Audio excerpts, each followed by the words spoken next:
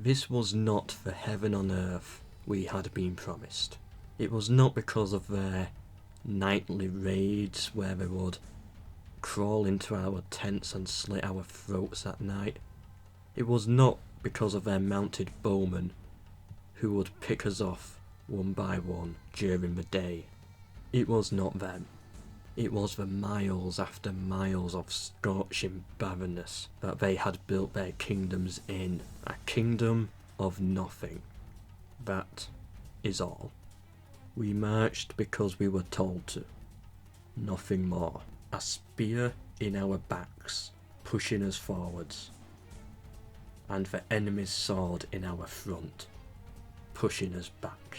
You think this is something that any man would voluntarily sign up for? No. And my feet, sore and sun-scorched, dragging themselves across the sand. And it was for this sand that we were told to fight and die for.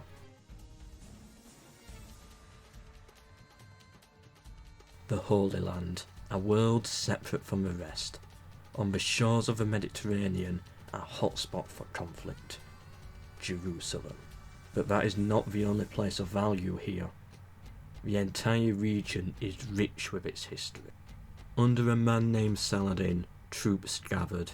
The Ayyubid Sultan, when asked about the former Roman Empire, Byzantium, decided to send a small fleet to attack from the south and raid their coasts, weakening them so that the main force may push into the Holy Land. Meanwhile, the Crusaders of Jerusalem, unaware of the massing armies to the south, decided to expand further, seizing territories in the north. A great jihad for Jerusalem was called. The Ayyubid Sultanate was first to answer the call, and began gathering troops into a fortress established recently on the front line.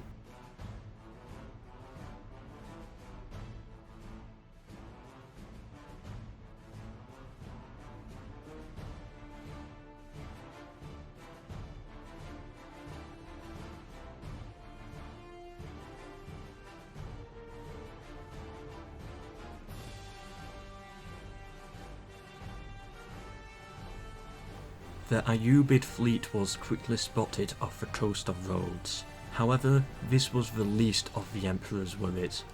He had heard rumours of a crusade being planned for his capital, Constantinople. Could this be true, he asked, my former allies? But then the name Venice came into these rumours, and so defences were raised to their peak around the capital. Meanwhile, the Seljuks made their move and instantly seized Antioch from the Crusaders. The swiftness of this act sent a shockwave across the Holy Land. Jerusalem became suddenly aware of the Ayyubid armies to the south and immediately prepared all their defences.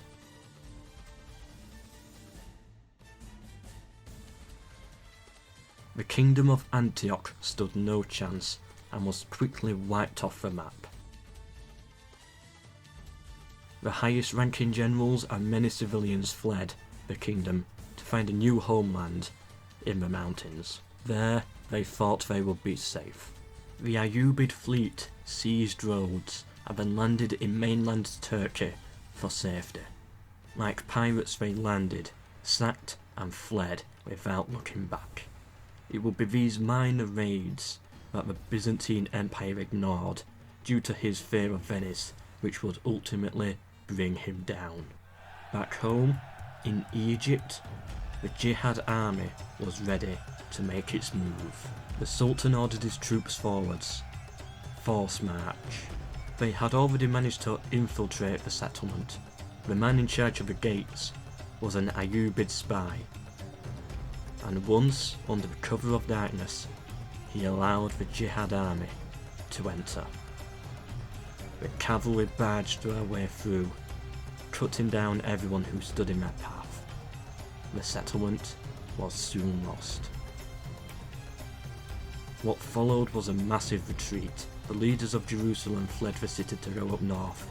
The leaders of Antioch, taking all the gold they could find, also headed north but they went deep into the mountains in search for safety and refuge. The Ayyubid pirates made their next move.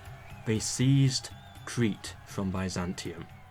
The leader of the crusading armies decided to send a priest named Samuel to talk to the Ayyubid Sultanate at Jerusalem.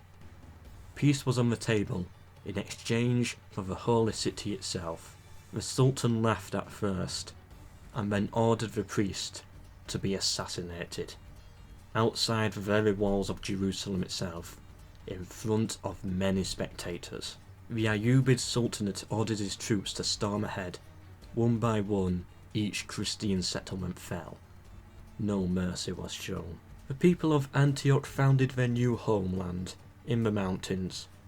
They knew all was lost, yet, still, they would defend these mountain passes with their lives. There could be no more retreat for the people of Antioch.